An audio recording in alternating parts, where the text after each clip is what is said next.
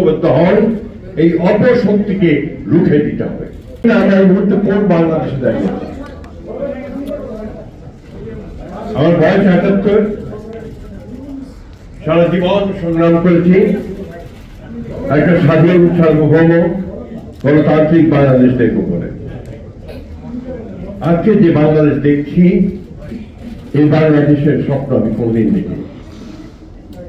বাংলাদেশের একমাত্র smart city Bashundhara এখন আরো নিরাপদ, আধুনিকতায় আরো এক ধাপ এগিয়ে। প্রিয় সহকর্মীরা, অত্যন্ত পরিষ্কার, এখানে খুব কথা বলার কিছু নেই। আজকে ডেইলি স্টার নয়, প্রথম আলো নয়, আজকে গণতন্ত্রের উপর আঘাত এসেছে। আমার স্বাধীনভাবে চিন্তা করার যে অধিকার, আমার কথা বলার যে অধিকার, তার উপরে আবার আঘাত এসেছে। জুলাই যুদ্ধের উপরে আঘাত এসেছে।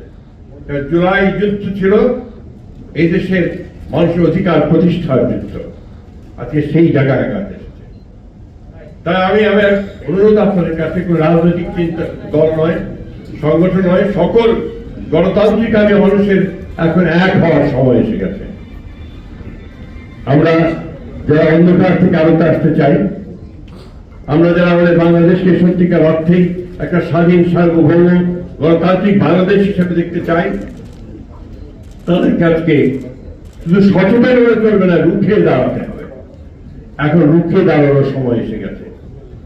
আমি আপনাদের আহ্বান জানাবো, শুধু এখানে এসে একাত্মতা ঘোষণা করা নয়, মানব বন্ধন করে সংহতি প্রকাশ করা নয়, আজকে সর্বক্ষেত্রে সর্বশক্তি নিয়ে আপনারা যারা বাংলাদেশকে ভালোবাসেন তারা সবাই ঐক্যবদ্ধ হন, এই অপশক্তিকে রুখে দিতে হবে। ধন্যবাদ সকলকে।